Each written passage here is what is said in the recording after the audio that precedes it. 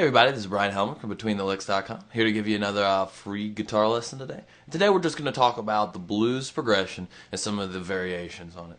And you probably know the blues progression, the basic blues progression, and I'll go over that, but there are some changes you can do, and you can pick and choose from the changes to really pick the stuff that you like, what you really enjoy. So I'm going to start off first with the basic blues, which is only really 3 chords for it. I mean, you have your I chord, your first chord, you got your 4 chord, and then you got your 5 chord, and that's it. That's pretty much the basics of the blues progression. So we're going to do this one in G, and of course you'll just start off with like a G7 here. It goes, you do that for 4 bars. This is the most basic of the blues. The 4, get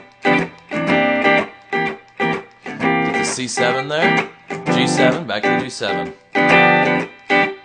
up to the D7, C7, G7, and then you start over again. So that's the most basic one. It's only 3 chords, and it goes in 12 bars, 4 bars of G, 2 bars of C, 2 bars of G, 1 of D, 1 of C, and then back to the G again.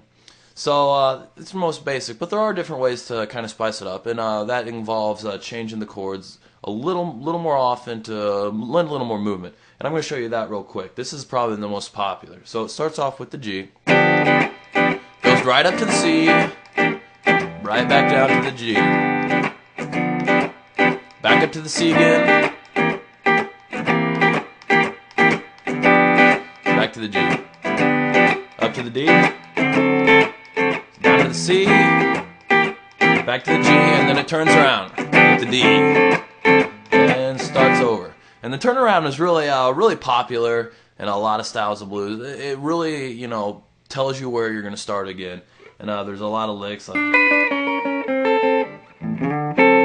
for that stuff. And you can find a bunch of those, and I'll make a lesson of that with a bunch of those different turnaround licks. But that's the most popular probably blues progression. But there also is the big band changes or jazz changes. And really what goes on with those is they got a couple more different tonalities. They got a minor 7th in there, and it kind of lends to some more interesting movement. It sounds a little bit more sophisticated, and I'll start off with that one for you. You got it. It goes with the G7 up to that C, to the G, and then it gets interesting with the D minor 7, C, back to the G, then real color E7 there. And then A minor 7 with a D bass note right there. Back to the G7 to the turnaround on the D. That's just basically it. That lends a little more color to it, a little more movement, a little more sophistication. That was real popular. Count Basie used to do it all the time. Duke Ellington used to do that kind of stuff. All those big bands, the big jump bands, would also have those interesting changes. And like I said, you can always go to the website and grab any of these tabs. It has the full explanations for all of these, and you can follow along and see exactly what you want to be playing along with this. And of course, you can pretty much come up with your own versions of the blues. I mean, if you want to just sit on that G for a while, instead of going to the C here, just keep plowing through.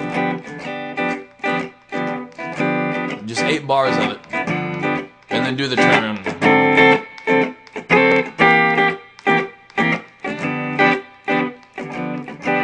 I mean, you can do that. You can really put together whichever pieces you really like, and the colors that you really enjoy in there. So that's something you should definitely check out, is trying to come up with your own using pieces of what I've just shown you. And you can always check out the website for any more lessons. It'll have tons more.